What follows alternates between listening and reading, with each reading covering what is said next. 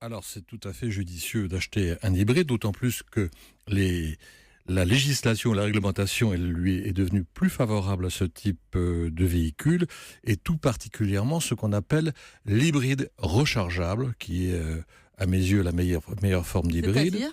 Alors, c'est très simple, c'est une voiture qui a deux moteurs, un moteur normal à essence et un moteur électrique, et il y a une batterie un petit peu plus grosse que dans une voiture normale, et cette batterie permet de faire une quarantaine de kilomètres à une vitesse normale, même jusqu'à 130 km/h. Ce qui signifie que quand on va travailler, on se sert du moteur électrique sur un trajet de 15-20 km. Et puis quand on part en vacances, 2-3 fois par an, à ce moment-là, on se sert du moteur thermique qui se déclenche automatiquement et qui recharge la batterie. Et pour ces types de véhicules, il y a un bonus de 1 000 €, je crois, qui a été maintenu, tandis que d'autres ont été abaissés. Alors, oui, ça reste encouragé tout à fait via une prime de 1 000 € à une condition, que les émissions de CO2 restent inférieures à 60 grammes par kilomètre. Et à ce sujet, je ne peux recommander la lecture du papier de l'article de mon collègue Thierry Etienne, qui est sur Dans le le site, Figaro. sur le .fr, à la rubrique auto. Et Thierry recense absolument tous les changements qui interviennent depuis le début de l'année. Alors, est-ce que l'achat d'une auto électrique est aussi intéressante concernant les bonus pour changement de véhicule propre? Alors, moins. Si vous voulez, déjà, la prime qui leur a été accordée redescend de 6 300 à 6 000 €.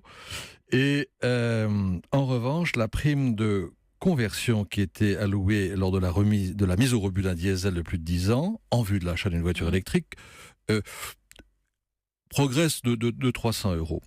Mais on sent confusément qu'avec la diffusion du véhicule électrique, les aides vont devenir moins intéressantes, D'accord. ce qui est logique. Roland, vous vouliez intervenir? Non, pas du tout. Je suis parfaitement d'accord avec ce que vient de rappeler Philippe. Non, pas du tout. Bon, et on précise aussi une mise en place d'un bonus de 1 000 € pour les 2-3 roues, à Oui, certaines tout à fait. conditions. Tout à fait, mais c'est plafonné à 27% du coût d'acquisition et à 1 000 €. D'accord. Alors, malus, après des années sans changement, ça bouge en profondeur cette année. Pour quel type de véhicule? Alors, Tout ce qui est malus, bonus, malus. Là, alors, ce on qu'il est sur faut les noter, malus. c'est que ça se sévérise. Ça se systèmes sévérise, se sévérise, voilà. Ça se corse. Ça se corse. Le seuil du déclenchement du malus, par exemple, est abaissé à 127 grammes par kilomètre au lieu de 131. Et le montant de la taxe débute à 50 € pour 127, mais désormais c'est gramme par gramme pour atteindre presque 10 000 €, 9 973 € à 190 grammes par kilomètre. Et après 190 grammes, le malus est porté de 8 à 10 000 €. En gros, si vous achetez une voiture un peu sportive, qui consomme un petit peu, puisque les émissions de CO2 sont mécaniquement liées à la consommation, eh ben, vous allez avoir 10 000 € à payer en plus. Alors, concernant la vignette critiquaire dans les zones à circulation restreinte, les ZCR, comme on les appelle, donc vignette obligatoire à Grenoble, déjà depuis le mois de novembre, Alors, Grenoble, à Paris depuis aujourd'hui. tout à fait. Ça concerne tout le monde? Alors, ça concerne absolument tout le monde. Il n'y a qu'une catégorie qui n'a pas de vignette. En fait, ce sont les très vieilles J'ai dit voitures. critique R, c'est crit R. C'est critère, bien sûr. Ce sont les très vieilles voitures qui, elles, n'ont pas de vignette. Sinon, il y a 5 pastilles, de 1 à 5, et on voit très bien à quoi ça va servir, à moduler en fonction de la pollution. Et Grenoble a été, si je puis dire, précurseur.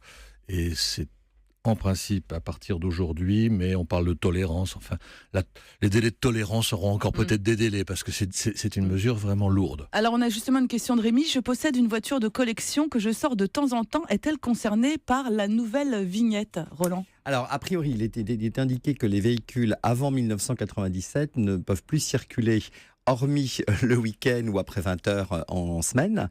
Alors, les voitures de collection, eux, obéissent à un critère un peu particulier. Ces voitures de collection peuvent, elles, être dérogatoires sur ces vignettes, à la condition, évidemment, de ne pas s'en servir comme ça de façon quotidienne. Mais ces voitures de collection sont un peu exceptionnelles.